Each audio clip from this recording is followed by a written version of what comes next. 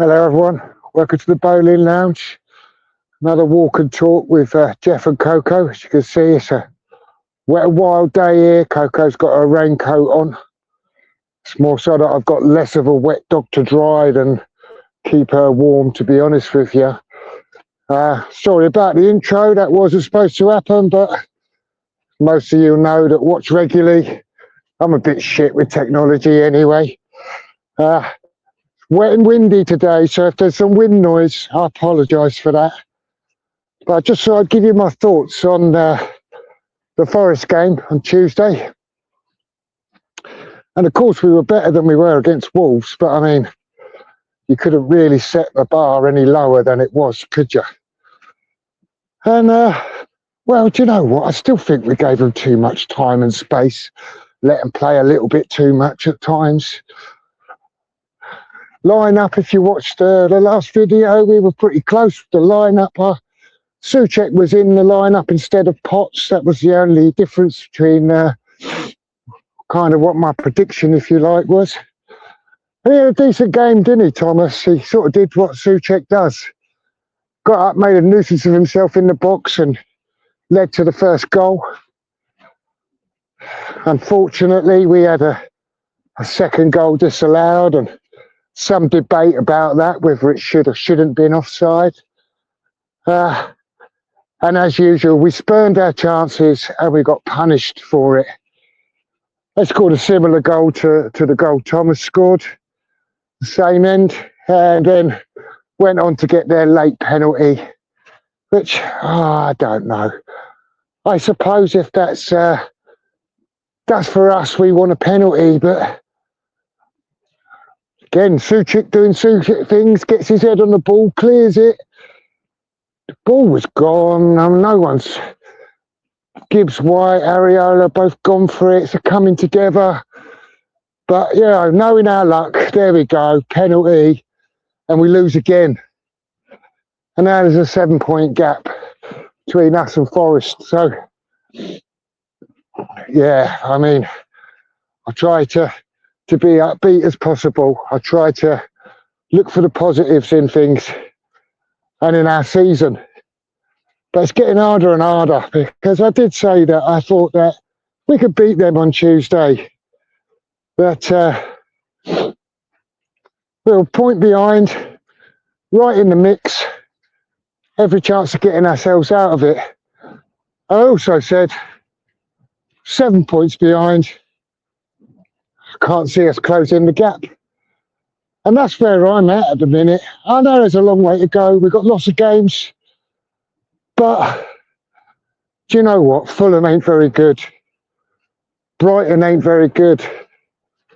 Wolves ain't very good. Nottingham Forest ain't very good. We've got 1 point out of those 4 fixtures. So how bad are we? So it's getting scary. Championship's looking like not just a possibility, it's looking likely now. Bit of a shame. Maybe we can get ourselves out of it. I hope we can. It's getting windy here, guys, so if there's wind noise, I really do apologise. Yeah, going back to, I really hope we can get ourselves out of it. But at this moment in time, it's hard to see that we will. Also, in the last video, we spoke about the speculation around Nuno, and if he lost that game, that he was going to be gone. That seemed to be the rumours doing the rounds. And here we are, Friday afternoon, walking the dog in the pissing rain And Nuno's still here despite losing. So, I don't know. He's hanging by a thread though, isn't he? I mean, all the stories of he's lost the dressing room, alienated certain players. They didn't want to play for him. And to be fair, Wolves kind of looked like that. He looked like he'd given up. Players didn't look like they were putting in enough for us. But I don't think you could say that against Forest. Coco, come on, big girl. Get your head out of there. Come on. This way. Yeah, they looked like they put in a shift against Forest. They didn't look like a team that wasn't playing for the manager. But the stories are out there, aren't they? He's starting to be discredited already. So, you know, that's coming. Once that starts, it's a slippery slope. QPR on Sunday. Fuck me, it's windy. I'll be surprised if you can hear a word I'm saying. Anyway, I'll battle on. QPR on Sunday. And what does he do? I mean, it can't be a priority, can it? I love the FA Cup, by the way. There's nothing I'd love more than for us to win the FA Cup. I think I'd even take fucking going down if we won the FA Cup. Not sure that would be good for the football club, but I desperately want West Ham to win the FA Cup. But I can't see it. I just can't see it. Can't even win a game of fucking football at the minute, never mind win a fucking competition. And brings us on to what is he going to do? What is he going to do with the team on Sunday?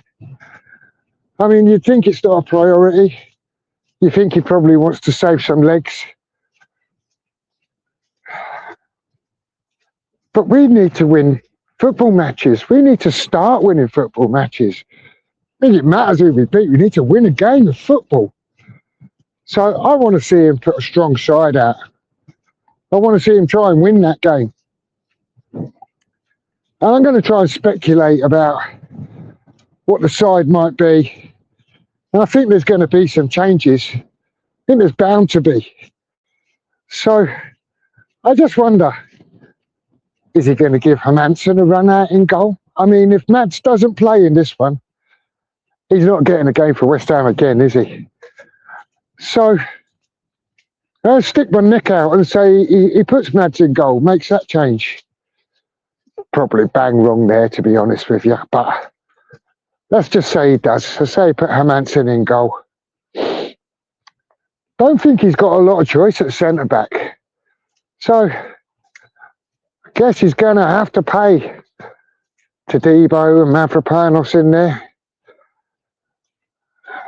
Can't see what else he could do. He could bring Kilman back in, but we don't have a surplus of centre-backs. I spoke earlier about Myers in a previous video about putting him in a true at centre-half. Don't think it's very fair.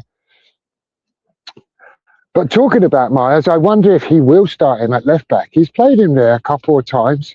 He hasn't done badly. Young Ollie Scholes could probably do with a rest. I know he's young, but he's been playing a bit and he's suffered a couple of injuries. So, I wouldn't mind. I thought he had a decent game against Forest, by the way. So this is nothing against Scholes saying he should be hooked out of the team or anything. Just a chance to give Myers some extra minutes. And Scholes could always come on. So I'm going to say he's putting Myers at left back. I think he has to stay with KWP at right back. I mean, Wan-Bissaka's back. But you'd think he'd rest him and keep him fresh for the Spurs game the following week. So perhaps the only change in the back four might be Myers to come in at left back. Midfield could be interesting though. So I wonder if this is a chance to bring Magassa back in, perhaps play him and Potts in holding roles in the middle of the park there. I think he's got no choice but to. I know it's setting up as a 4-2-3-1, by the way, so you get an idea of the formation. And I think he's probably going to have to play Somerville wide left and Bowen wide right. But I wonder if he'll play Castellanos in the 10 role and Pablo in front of him, a chance to get those two boys into the team, give them some minutes, see what they can do. Anyway, I don't know what all you guys think about that. Don't know what you think about that team. If it's likely to be anywhere near what Nuno does, or if it's anywhere near something that you would do. And if you want to get involved in the comments, then do that. Put your teams in, put your predictions in. Let us know what your thoughts are around Nuno, team, everything else really. I'd love to get a bit of feedback from you. Prediction for me, I don't know. I just don't know with West Ham anymore. But we've got lower opposition, a mid-table championship side in the cup. I think they're going to bring loads of fans, aren't they? They're probably going to make a lot of noise. Team will probably have their tails up. Come to the Solus Bowl where it's easy to play for opposition teams.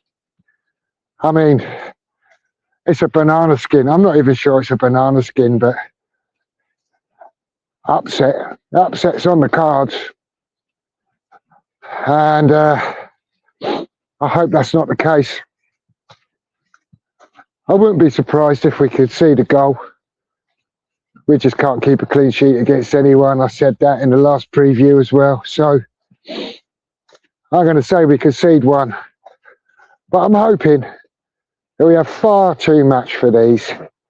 Whatever team he puts out, we should have some, I was going to say big guns. That's a fucking joke, innit, in our fucking squad. But he should have some players that he can keep his powder dry, and if we do find ourselves in any trouble in this game, that he can bring on, that can influence a game and change a game against mid-table championship opposition. And I'd like to think even a poor West Ham side might be able to do that. So I stick my neck out and say that we're actually going to win this game 3-1. And I fucking hope so. Anyway, like I say, let me know what your thoughts are. Please like the video if you wouldn't mind. Really appreciate that. Makes me feel a lot better seeing a few thumbs up on it. And if you haven't subscribed to the channel, well, I'd love you to join the channel and join in. So please sub to the channel, and should be back on Tuesday with a Tuesday talk show in our normal format. Hopefully I'll have a few people on the panel and you guys in the live chat can get involved. So until then, come on you irons. See you on Tuesday.